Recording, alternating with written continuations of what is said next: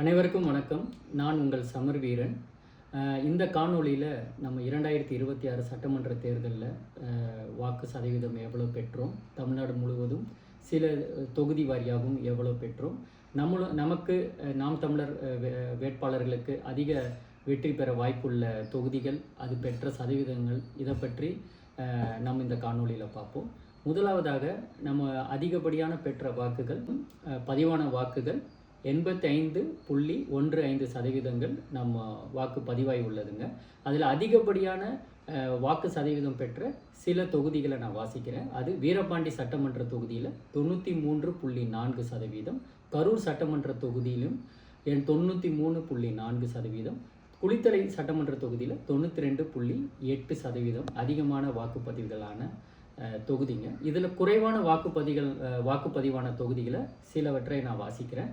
அதில் பாளையங்கோட்டை சட்டமன்ற தொகுதியில் 69%, கிளியூர் சட்டமன்ற தொகுதியில் 71.3%, மதுரை வடக்கு சட்டமன்ற தொகுதியில் 72.6% வாக்குகள் பதிவாகியிருக்கிறேன். உங்களுக்கு அனைவரும் அறிந்ததே, மொத்தம் 234 தொகுதிகள், அதில் 4023 வேட்பாளர்கள் போட்டியிடுகிறாங்க. அதில் மொத்த வாக்காளர்கள் தமிழ்நாடு முழுவதும் 5,73,00,000 வாக்காளர்கள் இருக்கிறாங்க.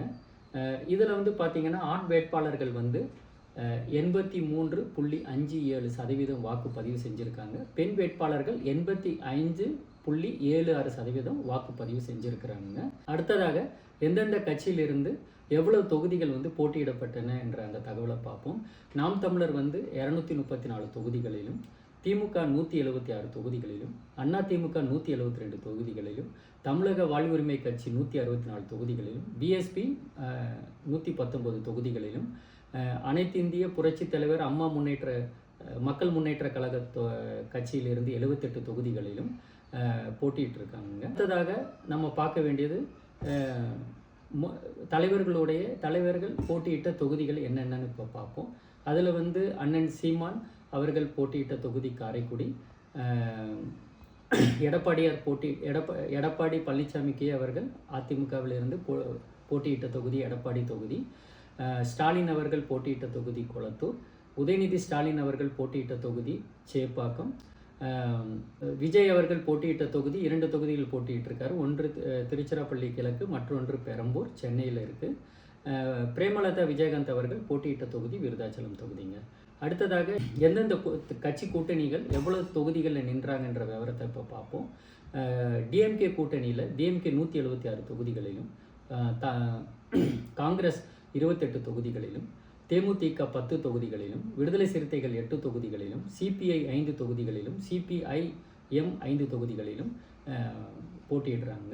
இதே ஏடிஎம்கே கூட்டணியில் ஏடிஎம்கே 172 தொகுதிகளிலும், பாஜக 33 தொகுதிகளிலும், பாமக 18 தொகுதிகளிலும், அம்மா முன்னேற்ற கழகம் 11 தொகுதிகளிலும் போட்டியிடுறாங்க. ஏற்கனவே குறிப்பிட்டது போல நாம் தமிழர் 234 தொகுதியிலும் தனித்தே போட்டியிடுகிறது. இப்பொழுது நமக்கு அதிகமாக ஒரு 50 தொகுதிகளில் வெற்றி வாய்ப்புகள் அதிகமாக இருக்குன்னு கணிச்சிருக்காங்க. அந்த தொகுதி என்னென்ன தொகுதி, அதில் பெற்ற சதவீதம் என்னவென்று ஒவ்வொன்றாக நான் வாசிக்கிறேன். காரைக்குடி தொகுதியில் 74.33%, திருப்பத்தூர் தொகுதியில் 77.45%, சிவகங்கை சட்டமன்ற தொகுதியில் 75.99%, மானாமதுரை சட்டமன்ற தொகுதியில் 79.29%. அடுத்ததாக தென்காசி மாவட்டத்தில் சங்கரன் கோயில் சட்டமன்ற தொகுதியில் 81.04%, வாசுதேவன் நல்லூர் சட்டமன்ற தொகுதியில் 81.52%, தென்காசி சட்டமன்ற தொகுதியில் 82.44%, ஆலங்குளம் சட்டமன்ற தொகுதியில் 85.53%.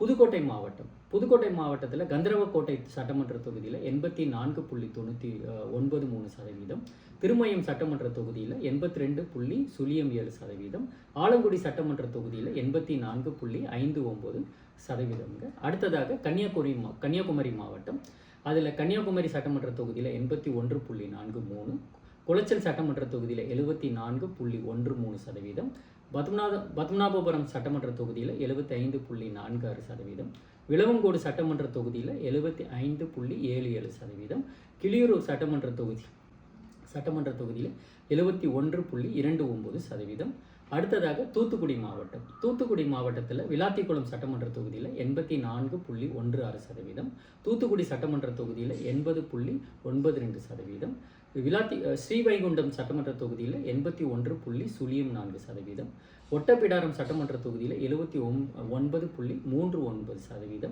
கோவில்பட்டி சட்டமன்ற தொகுதியில் 79.34%.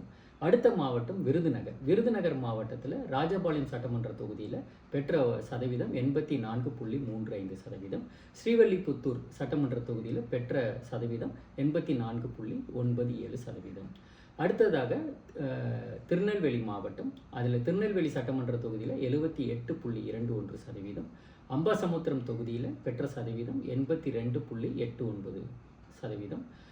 அடுத்ததாக திண்டுக்கல் மாவட்டம். திண்டுக்கல் மாவட்டத்தில் நிலக்கோட்டை சட்டமன்ற தொகுதியில் பதிவான வாக்கு சதவீதம் 88.57%.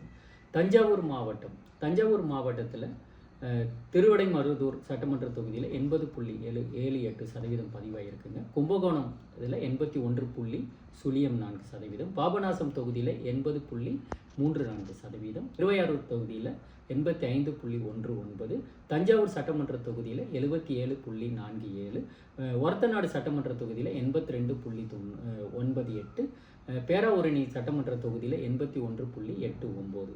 அடுத்தது நம்ம பார்க்கக்கூடிய மாவட்டம் மயிலாடுதுறை. மயிலாடுதுறை மாவட்டத்தில் சீர்காழி சட்டமன்ற தொகுதியில் 82.44%, மயிலாடுதுறை சட்டமன்ற தொகுதியில் 79.67%, பூம்புகார் சட்டமன்ற தொகுதியில் 84.09%. அடுத்த மாவட்டம் நாகப்பட்டினம். நாகப்பட்டினம் சட்டமன்ற தொகுதியில் 85.87%, கீழ்வேலூர் சட்டமன்ற தொகுதியில் 87.98%, வேதாரண்யம் சட்டமன்ற தொகுதியில் 85.18%. அடுத்த மாவட்டம் திருவாரூர். திருவாரூர் மாவட்டத்தில் திருத்துறைப்பூண்டி சட்டமன்ற தொகுதியில் 83.38%, மன்னார்குடி சட்டமன்ற தொகுதியில் 82.14%, திருவாரூர் சட்டமன்ற தொகுதியில் 83.07%, நன்னிலம் சட்டமன்ற தொகுதியில் பெற்ற சதவீதம் பதிவான சதவீதம் 85.92%.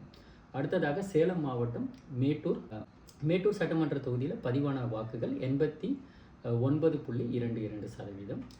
செங்கல்பட்டு மாவட்டத்தில் 2 தொகுதிகள். பல்லாவரம் தொகுதியில் பெற்ற பதிவான வாக்கு சதவீதம் 83.63%, தாம்பரம் சட்டமன்ற தொகுதியில் பெற்ற பதிவான வாக்கு சதவீதம் 83.94%. அடுத்ததாக சென்னை மாவட்டம். சென்னை மாவட்டத்தில் ஒரு தொகுதி ஆர்கே நகர் தொகுதியில் நமக்கு பதிவான வாக்கு சதவீதம் 90.60%. திருவள்ளூர் மாவட்டத்தில் ஆவடி சட்டமன்ற தொகுதியில் பதிவான வாக்கு சதவீதம் 78.81%, அம்பத்தூர் சட்டமன்ற தொகுதியில் பதிவான வாக்கு சதவீதம் 77.04%, திருவெற்றியூர் சட்டமன்ற தொகுதியில் பதிவான வாக்கு சதவீதம் 84.41%. இந்த 50 தொகுதிகளில் நமக்கு அதிக வாய்ப்புகள் இருக்குது. அந்த சட்டமன்ற தொகுதிகள் என்னென்னு வாசித்தேன். அது பதிவான சதவீதத்தையும் நான் உங்களுக்கு இப்போது சொன்னேன். அடுத்ததாக இந்த 50 தொகுதி வேட்பாளர்கள் யார் யார் என்று வாசிக்கிறேன்.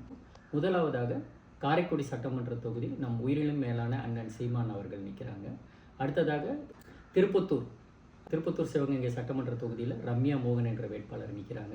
சிவகங்கை சட்டமன்ற தொகுதியில் இந்துஜா ரமேஷ் நிற்கிறாங்க. மானாமதுரை சட்டமன்ற தொகுதியில் சண்முக பிரியா நிற்கிறாங்க.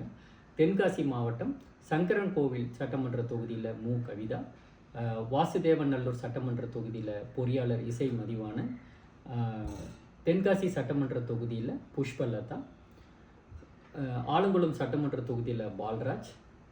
அடுத்ததாக புதுக்கோட்டை மாவட்டத்தில் கந்தரவக்கோட்டை சட்டமன்ற தொகுதியில் நதியா தமிழ்ச்செல்வன், திருமயம் சட்டமன்ற தொகுதியில் லட்சுமி சீனிவாசன், ஆலங்குடி சட்டமன்ற தொகுதியில் ராஜராமன்.